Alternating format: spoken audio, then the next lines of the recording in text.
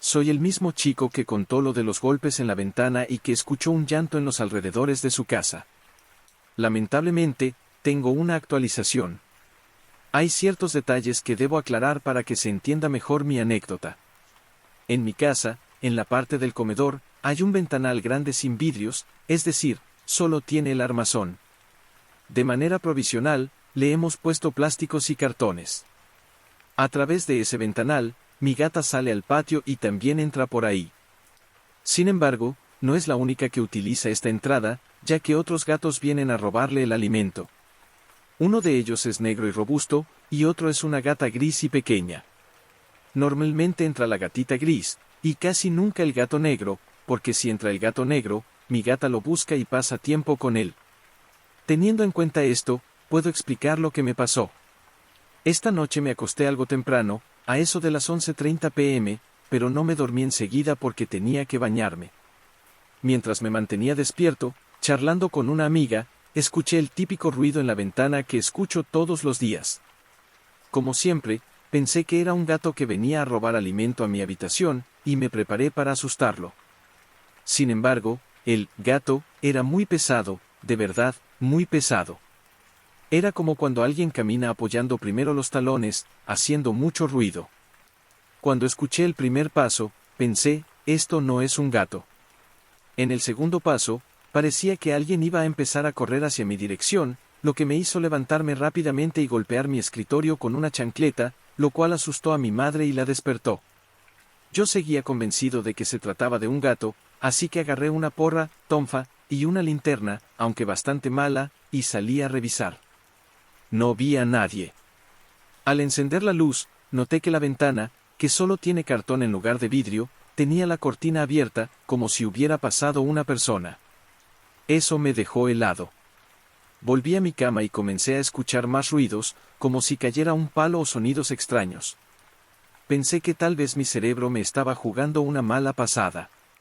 Para mí, fue o una persona o algo muy extraño, porque los pasos no sonaban normales, eran pesados, como los de una persona o algo con mucho peso. Quería salir a grabar para tener un video como prueba, pero mi teléfono solo tenía un 10% de batería y el otro que tenía disponible apenas un 4%. En cuanto ocurrió, puse a cargar el otro teléfono para intentar grabar si volvía a suceder.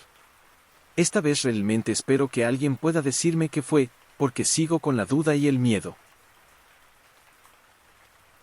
Siempre creí que el suelo bajo mis pies era un lugar seguro, un refugio donde podía caminar sin miedo.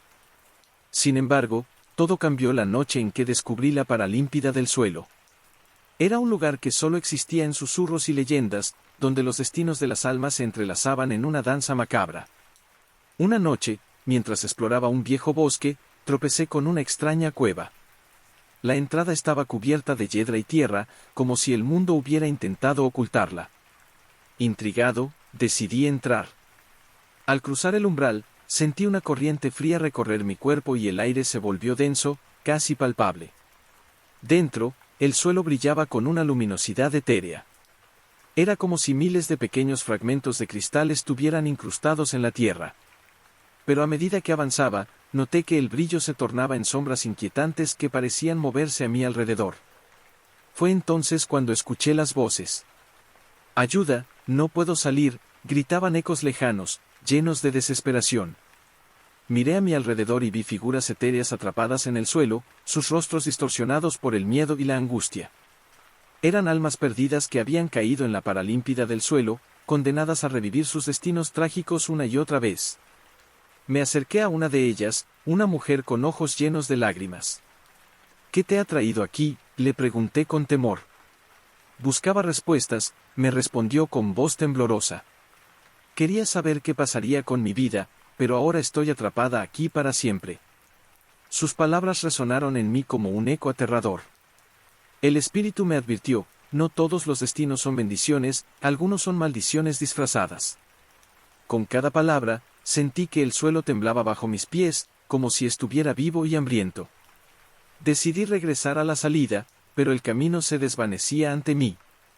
Las sombras comenzaron a acercarse, susurrando mis propios miedos al oído. ¿Qué destino te espera? ¿Eres realmente feliz? Cada pregunta era un clavo más en mi ataúd imaginario. Desesperado, comprendí que debía enfrentar mis propios temores para escapar. Cerré los ojos e imaginé mi vida sin las dudas que me atormentaban, el amor perdido, las decisiones erradas y los sueños olvidados. Con cada imagen clara, sentí como la presión del suelo disminuía. Finalmente abrí los ojos y vi una luz brillante al final del túnel.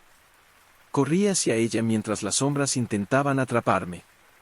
Con un último esfuerzo, salté hacia la salida y caí al suelo del bosque afuera. Respirando con dificultad, miré hacia atrás, la cueva había desaparecido por completo. Sabía que había tenido suerte y que había escapado de la paralímpida del suelo. Sin embargo, algo dentro de mí había cambiado, comprendí que los destinos no son solo caminos predestinados. Son elecciones construidas día a día. Desde esa noche, cada paso que doy es consciente. He aprendido a valorar mis decisiones y a enfrentar mis miedos antes de que se conviertan en sombras dispuestas a atraparme nuevamente. La paralímpida del suelo sigue acechando en mi mente como un recordatorio de lo frágil que es nuestra existencia y lo importante que es elegir sabiamente nuestro destino. Siempre había sido escéptica sobre lo paranormal, hasta que un verano decidí ir a visitar a mi amigo Lucas en su pequeña ciudad natal. La atmósfera del lugar era extraña, como si el tiempo se hubiera detenido.